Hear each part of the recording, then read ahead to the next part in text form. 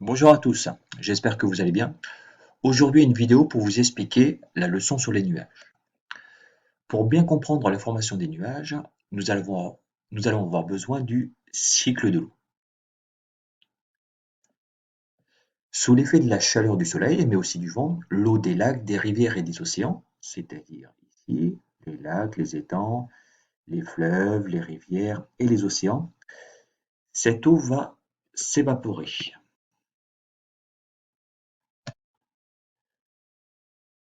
Dans les rivières, les fleuves, les étangs, les océans, l'eau est à l'état liquide et sous l'effet du soleil et du vent, cette eau va passer de l'état liquide à l'état gazeux. Cette vapeur d'eau va ensuite monter dans l'air et en montant dans l'air, elle va commencer à se refroidir. Dans l'air, il y a des particules de solides qui sont en suspension, notamment à cause des activités humaines comme les usines, les gaz d'échappement, mais aussi à cause de phénomènes naturels comme les éruptions volcaniques ou les feux de forêt. Et grâce aux poussières présentes dans l'air, la vapeur d'eau va se condenser. C'est-à-dire que elle est à l'état gazeux sous forme de vapeur d'eau et elle va donner de l'eau liquide. Elle va se transformer plus exactement en microscopiques gouttelettes d'eau sur justement ces grains de poussière. Elle va donc passer de l'état gazeux à l'état liquide. Et finalement, elle va réussir à faire le changement d'état inverse de la première étape. Vous voyez ici, dans la première étape, l'eau était à l'état liquide, elle passait à l'état gazeux, et maintenant, elle fait le contraire. Elle passe de l'état gazeux à l'état liquide. J'ai juste oublié un mot ici, si on relit cette phrase, pour former de très fines gouttelettes d'eau qui formeront ensuite un nuage. C'est-à-dire que ces microscopiques gouttelettes d'eau sont très fines et très légères, elles vont s'associer les unes aux autres pour former un nuage. Nous allons maintenant nous intéresser à la classification des nuages. La classification des nuages est relativement simple. On les classe en fonction de leur altitude. On va les classer en trois groupes. Tout d'abord les nuages bas, qui vont se situer entre 0 et 2 km d'altitude. Ensuite les nuages moyens, de 2 km à environ 8 km. Et enfin les nuages d'altitude, les nuages les plus hauts, qui se situent entre 8 km jusqu'à 16 km d'altitude. Nous, les nuages que nous avons le plus l'habitude d'observer, c'est notamment les nuages bas, notamment les stratus, qui ont une forme allongée, et les stratocumulus.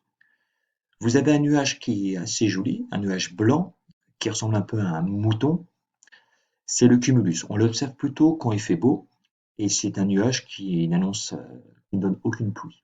Et on peut remarquer que certains nuages, comme le cumulus, ils ont plutôt tendance à s'étendre verticalement. Un peu comme son voisin, le cumulonimbus, qui lui a une extension verticale assez impressionnante, puisque cette extension peut atteindre jusqu'à 10 km d'altitude. Le cumulonimbus, c'est le nuage qu'on va observer lors des orages. Vous pouvez voir sur cette image qu'il y a écrit le mot troposphère. Qu'est-ce que c'est exactement la troposphère? Je vais vous l'expliquer tout de suite. Vous savez que autour de la Terre, vous avez une enveloppe gazeuse, une enveloppe d'air, qu'on appelle l'atmosphère. En réalité, cette atmosphère se décompose en différentes couches. Ici, vous voyez toutes ces couches qui sont détaillées. Nous, la couche qui nous intéresse, c'est celle où évoluent les nuages, c'est-à-dire cette première couche, qu'on appelle la troposphère. Cette première couche n'est pas très épaisse, elle fait environ une dizaine de kilomètres d'épaisseur, et c'est dans cette couche-là qu'on va trouver le plus d'air, et notamment c'est aussi dans cette couche que les nuages vont évoluer. Vous connaissez peut-être la seconde couche, qui s'appelle la stratosphère, et souvent vous avez déjà vu des astronautes dans la station spatiale, et dans quelle couche se trouve-t-il? Il se trouve entre l'exosphère et la thermosphère. Il se trouve ici à environ 400 km d'altitude. Et quand on est dans l'espace, la seule couche de l'atmosphère qui est visible, c'est la première, c'est la troposphère. Vous allez mieux le comprendre avec la photo suivante. Il s'agit donc d'une station spatiale. L'atmosphère ici, les différentes couches, la stratosphère, l'exosphère ne sont pas visibles. Le fin liseré bleu que vous réussissez à voir ici vers le fond, c'est tout simplement la première couche de l'atmosphère, c'est-à-dire la troposphère, la couche qui nous intéresse aujourd'hui, celle où évoluent les nuages. Je vais revenir à la leçon. Et dans la leçon, on va s'intéresser un peu aux nuages d'altitude, notamment les cirrus. Les cirrus, hein, ce sont des nuages blancs qu'on trouve dans le ciel, notamment en été, qui ont un aspect un peu filamenteux. Ces nuages d'altitude, comme les cirrus, sont constitués de glace. Parce qu'il faut savoir qu'à leur altitude, donc là on est très haut, on est environ à 8 km d'altitude, et il peut faire environ moins 60 degrés. Et forcément, à cette température de moins 60 degrés, l'eau ne peut être qu'à l'état solide. Ce qu'il faut retenir de cette leçon,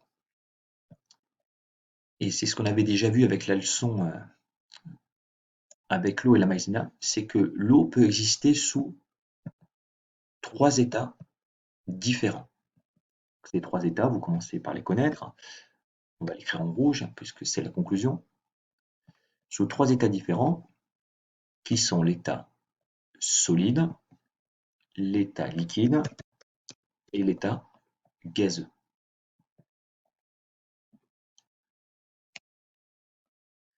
L'état de l'eau va dépendre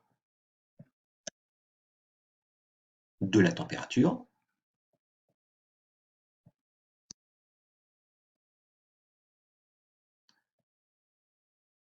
et dans la nature, les variations de température vont lui permettre de changer d'état.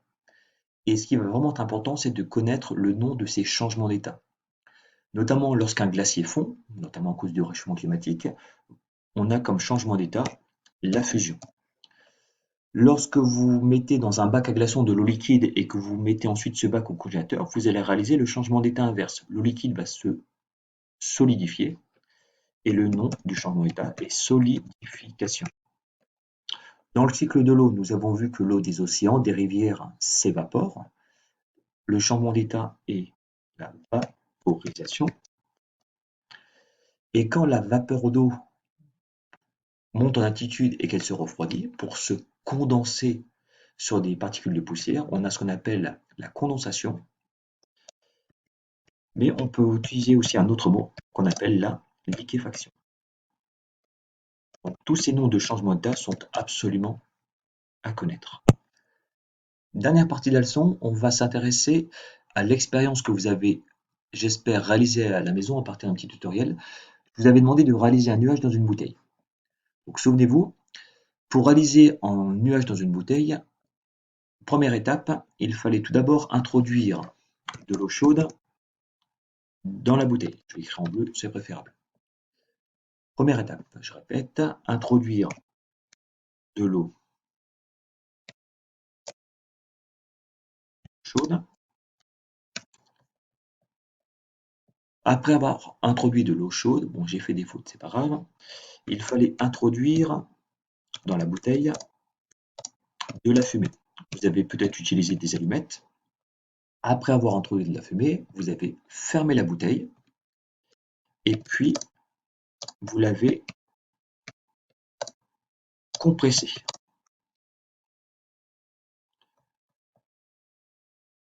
Dernière étape, cessez de comprimer la bouteille et ouvrir la bouteille. Et à ce moment-là, vous avez dû voir un nuage sortir de la bouteille.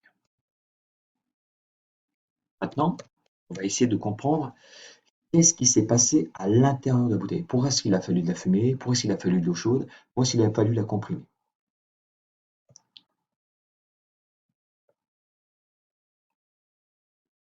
Pourquoi avoir utilisé de l'eau chaude? Tout simplement quand l'eau est chaude, elle va s'évaporer et ça va vous permettre d'avoir davantage de vapeur d'eau à l'intérieur de la bouteille. Bon, de la vapeur d'eau. Ça, c'est une condition essentielle pour la formation de nuages. Ensuite, les allumettes, elles ont permis d'avoir ce qu'on appelle des noyaux de condensation, c'est-à-dire d'avoir de la poussière, c'est-à-dire des particules solides, à l'intérieur de la bouteille. En pressant la bouteille, vous avez réalisé ce qu'on appelle une compression.